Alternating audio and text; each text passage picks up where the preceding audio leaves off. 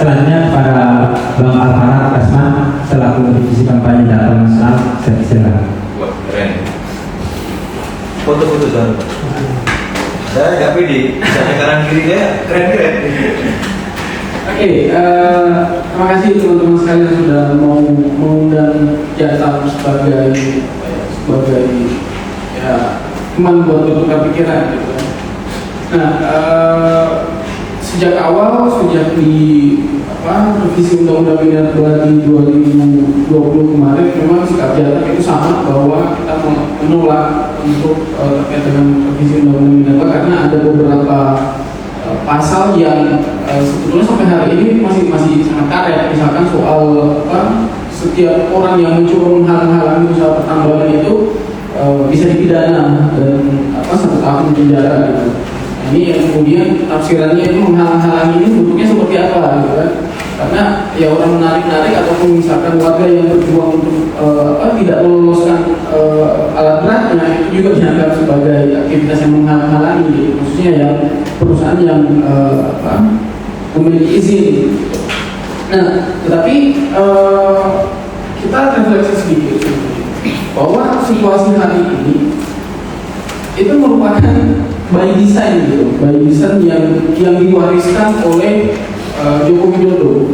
Jadi kita di Jatam itu menyebut istilah ini adalah penumpukan tentang sosial ekologis yang terus-menerus dilakukan oleh kekuasaan. Baik itu Joko Widodo dan itu kemudian dilanjutkan oleh Prabowo Subianto.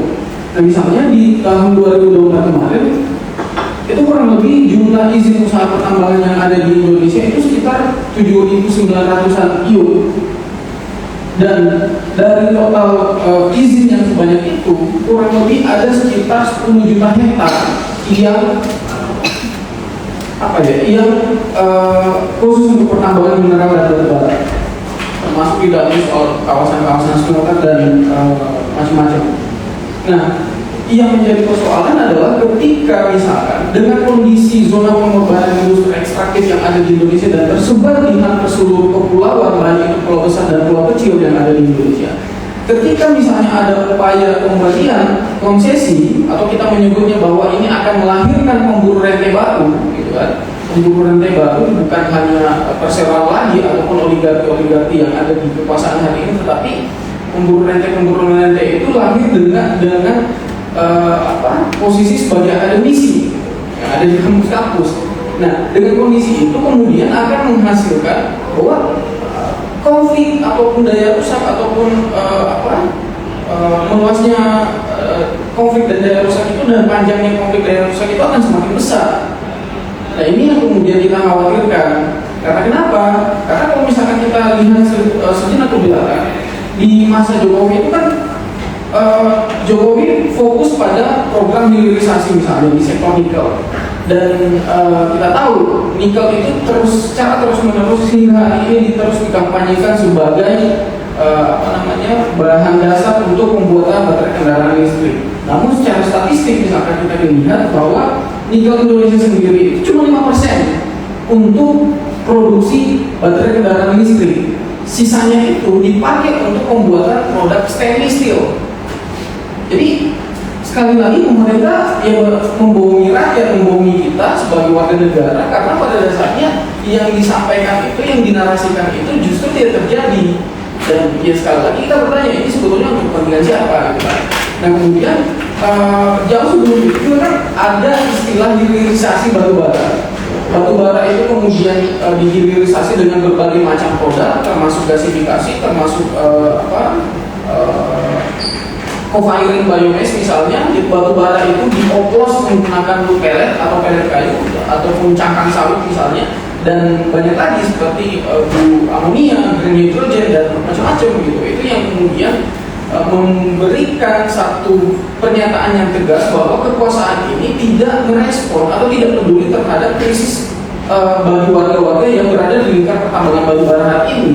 Karena kalau misalkan kita lihat garis besarnya gitu kan, yang diinginkan oleh warga terkait dengan daya rusak ini adalah penghentian segala macam pertambangan atau proyek-proyek batu bara itu sendiri. Tetapi di sisi lain, dengan adanya proyek hilirisasi, program hilirisasi di zaman Jokowi itu ya batu bara ini tidak akan pernah dibongkar, tidak akan pernah dihentikan, justru akan secara terus-menerus mengalami peningkatan jumlah target produksi.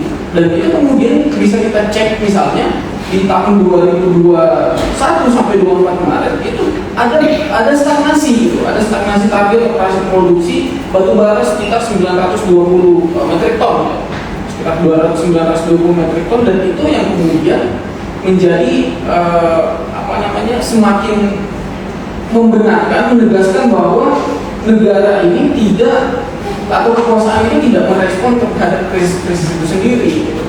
Nah, selain itu dari konteks batu bara sekali ini masih dari konteks batu bara di Indonesia sendiri, karena kan salah satu target utamanya adalah bagaimana batu PLTU itu bisa dipensiunkan kan, pensiun dini.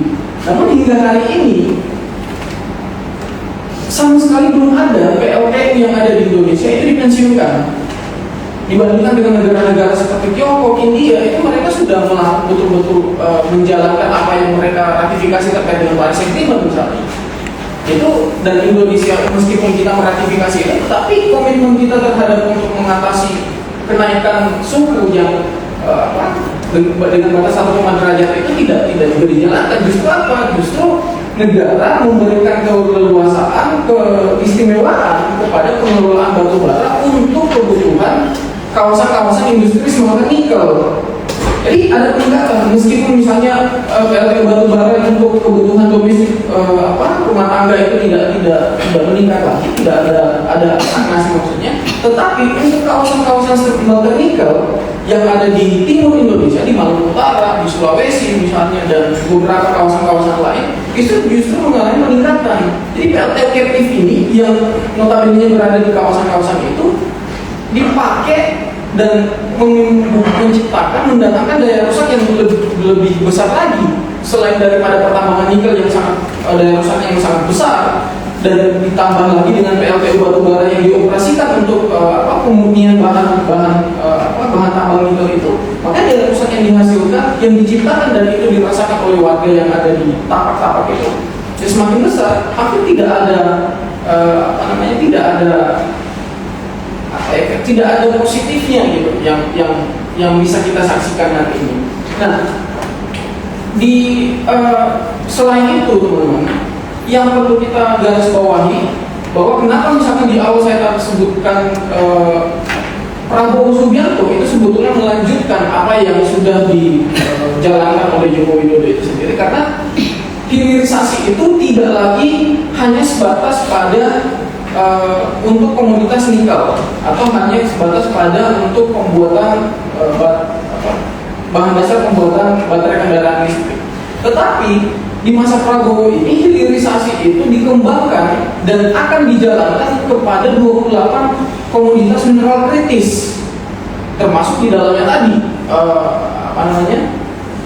nikel, bauksit, logam tahan jarak, dan macam-macam.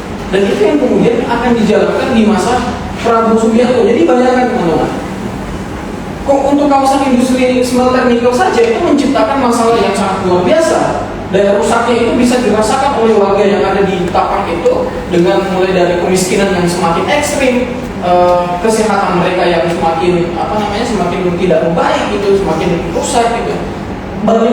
Dan ketika hilirisasi di 28 komunitas mineral kritis ini dijalankan, kita bisa membayangkan kira-kira daya rusak yang akan diciptakan dan akan dirasakan oleh masyarakat itu seperti apa. Coba kita berhalusinasi aja. Nah, sementara itu kondisi awalnya adalah tambang yang eksis di Indonesia itu kurang lebih sekitar 10 juta hektar. Dengan adanya pemberian kepada ormas keagamaan, meskipun itu bekas PKP 2D ya, ataupun kampus ini yang akan diberikan bekas kontrak karya misalnya untuk komunitas mineral, tetapi tetap saja akan ada potensi-potensi baru, pemburu rente yang baru, dan ini yang kemudian kita takutkan akan menciptakan konflik yang semakin meluas. Sekali lagi, kita bicara misalnya kenapa suatu negara itu bisa diasumsikan sebagai gagal membangun kesejahteraan rakyat. variabelnya ada dua analisisnya. Satu karena institusinya yang ekstraktif, yang kedua adalah lingkungan hidupnya yang rusak. Jadi dua variabel itu, institusi kita yang ekstraktif dan kemungkinan besar ketika kampus menerima, maka kampus ini yang kemudian akan bermetamorfosis menjadi institusi yang super ekstraktif juga, karena dia melegalkan atau membenarkan bagaimana pengrusakan dan penghancuran ruang hidup warga itu sendiri. Yang kedua adalah soal lingkungan hidup yang rusak itu. Tentu kita tahu bagaimana kerusakan-kerusakan yang terjadi di Maluku Utara misalkan. Puskesmas Relief yang ada di Maluku Utara itu di Halmahera, itu mencatat sebelum adanya kawasan pertambangan dan smelter nikel itu, jumlah penderita ISPA itu kurang lebih sekitar 200 orang. Itu di tahun sebelum adanya kawasan pertambangan dan smelter nikel. Tetapi setelah adanya pertambangan dan kawasan smelter nikel ini, IWIP, Indonesia Widawati Industri Park, yang menolak anak usaha dari Singsang Group, salah satu perusahaan dari Tiongkok, peningkatan penderita ISPA itu mengalami sekitar 10.000 orang dalam waktu 3 tahun. Itu dalam waktu 3 tahun, dari yang sebelumnya cuma 200, kemudian 3 tahun berikutnya itu peningkatannya sampai 10.000 orang. Bayangkan. Pertanyaannya kemudian adalah siapa yang akan bertanggung jawab dengan kondisi yang seperti itu? Siapa yang akan bertanggung jawab ketika lauk warga yang ada di sana itu rusak akibat limbah tailing yang dihasilkan dari pertambangan nikel ataupun smelternya? Itu kan tidak dilihat oleh kekuasaan, atau tidak dijadikan sebagai prioritas sebagai kekuasaan. Yang terjadi adalah ya daya rusak itu akan dirasakan oleh masyarakat, akan dirasakan oleh warga, sementara keuntungan yang mereka dapatkan daripada aktivitas pertambangan itu, daripada operasi produksi pertambangan itu hanya dirasakan oleh segelintir orang. Ya, kita sebut saja Bahlil Lahadalia misalkan, termasuk Hasim Joyo Hadikusumo, termasuk Luhut Panjaitan dan macam-macam. Kita bisa tahu di Indonesia ini oligarki yang bermain itu siapa saja, bahkan itu kan diakomodir dalam kabinet Prabowo. Kalau dia mencatat itu sekitar 15 menteri yang ada dalam kabinet Prabowo itu terafiliasi dengan industri ekstraktif, dan 9 naga juga seperti siapa kakaknya Erick Thohir, Boy Thohir misalnya. Dan itu yang menjadi persoalan. Dan yang sekali lagi, apa yang kemudian kita harapkan dengan upaya revisi ini gitu kan? Karena yang akan terjadi sebetulnya, saya sepakat dengan apa yang disampaikan Pak Wisnu sebelumnya, bahwa ini hanya akan tidak ada urgensi dan hanya akan mendatangkan bahaya yang sangat besar, petaka yang sangat besar. Karena pada dasarnya ya tidak ada jaminan bahwa ketika kerusakan lingkungan itu terjadi dan kemiskinan ekstrim itu terjadi, kekuasaan melihat itu sebagai sebuah persoalan yang harus dituntaskan secara cepat gitu. Itu satu. Yang kedua adalah di Indonesia sendiri misalnya, saat ini Jaka mencatat sejak 2011 itu kurang lebih ada sekitar 80.000 lubang galian tambang di Indonesia. Yang paling banyak itu di Kalimantan Timur. Dan dari 80.000 itu sejak 2011 tadi Jaka mencatat juga bahwa ada sekitar 173 orang yang meninggal di tenggelam, anak-anak di lubang bekas galian tambang itu. Respon kekuasaan apa? Respon kekuasaan hanya mengatakan itu adalah takdir. Sementara lubang galian tambangnya ini berada tepat di belakang sekolah dasar, dan itu tidak direklamasi. Yang harusnya dilakukan oleh negara seperti jaminan reklamasi itu tidak ada yang jalan. Nah, itu menjadi menjadi beberapa persoalan sebetulnya kenapa revisi undang-undang minerba ini menjadi sebuah masalah yang sangat prioritas bagi kita di Jatam, khususnya teman-teman yang hari ini berjuang di Tapa. Beberapa waktu yang lalu di Unip misalnya, itu warga melakukan aksi demonstrasi lagi tuh di kawasan di dekat-dekat Lelilef, karena mereka menolak dan menuntut agar kawasan industri PSN yang ada di sana itu bisa segera dicabut, karena pertimbangannya itu tadi, pertimbangannya adalah kerusakan dan macam-macam. Nah, selain itu kita bisa melihat bagaimana misalnya bukan hanya daerah rusak, tetapi persekongkolan daripada gerombolan yang ada di DPR ini, yang ada di kekuasaan ini, melakukan upaya untuk menghancurkan negara kita, membangkrutkan negara kita, membangkrutkan Indonesia itu dengan cara apa? Semua dilakukan itu dengan cara mengutak-atik regulasi. Jadi meskipun misalnya aturan hukumnya itu sudah ada, Perda RT RW itu sudah ditentukan bahwa kawasan ini tidak boleh ada usaha pertambangan. Tetapi yang dilakukan apa? Perusahaan itu melakukan gugatan ke Mahkamah Konstitusi untuk beberapa perusahaan mengusulkan revisi peraturan daerah untuk dimasukkan untuk di kawasan pertambangan itu dimasukkan pada suatu wilayah itu. Dan itu terjadi di Pulau Oni, Sulawesi Tenggara. Dan sekali lagi beberapa kali warga menggugat mulai dari Perda RT RW sampai PPKH Dewan Kreasi Perdana, anak usaha daripada Hari Group itu sendiri, dan memenangkan warga dimenangkan daripada gugatan itu. Tetapi aktivitas perusahaan sampai hari ini tidak terhenti gitu. Aktivitas perusahaan hari ini tetap saja dia melakukan pertambangan meskipun aturan hukumnya itu sudah dikeluarkan. Nah, jadi kalau misalkan dari kondisi yang seperti itu, kondisi yang didesain seperti itu, bahwa semua hal sudah terkooptasi, baik itu yudikatif misalnya, eksekutif dan bahkan legislatif kita sudah terkooptasi oleh kekuatan oligarki ini, apa yang kita harapkan? Ya menurut saya prinsipnya salah satu ketika kita bicara undang-undang minerba ini, revisi undang-undang minerba ini, prinsipnya adalah satu yang harus kita tekankan, meskipun dia sesuai dengan pengusulannya atau proses revisi itu dilakukan secara prosedural, misalnya SOP yang berlaku dengan aturan hukum yang berlaku, tetapi kita harus pastikan kira-kira dalam revisi undang-undang itu tidak ada muatan atau konten yang membenarkan pelanggaran hak asasi manusia atau pengerusakan terhadap lingkungan hidup. Itu yang harus kita pastikan. Jadi bukan hanya soal ini mengalami cacat profil atau tidak, tapi yang sebagai ini saya bicara sebagai moralitas saya sebagai warga negara, dan tentunya teman-teman tahu mahasiswa misalnya itu harus mengedepankan moral of cost itu gitu. Agen sebagai yang mahasiswa dianggap sebagai penjaga moral, dan yang harus kita pastikan adalah gimana caranya supaya dalam aturan yang dibuat itu adalah tidak membenarkan pelanggaran hak asasi manusia ataupun perusahaan terhadap lingkungan hidup itu sendiri.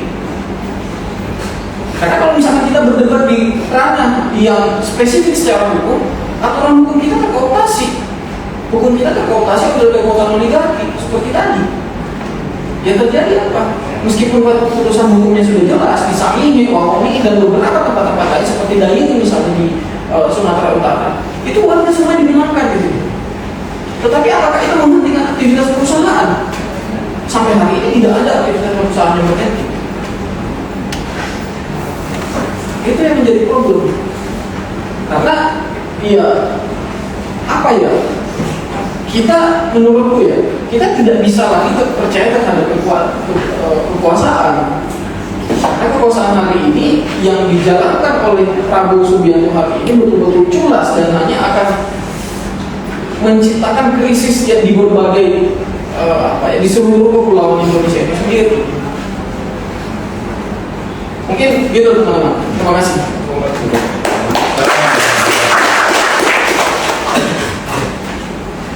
Ini intinya. Ya, baik. Terima kasih Bang Alfara atas penyampaiannya terkait dengan bagaimana situasi.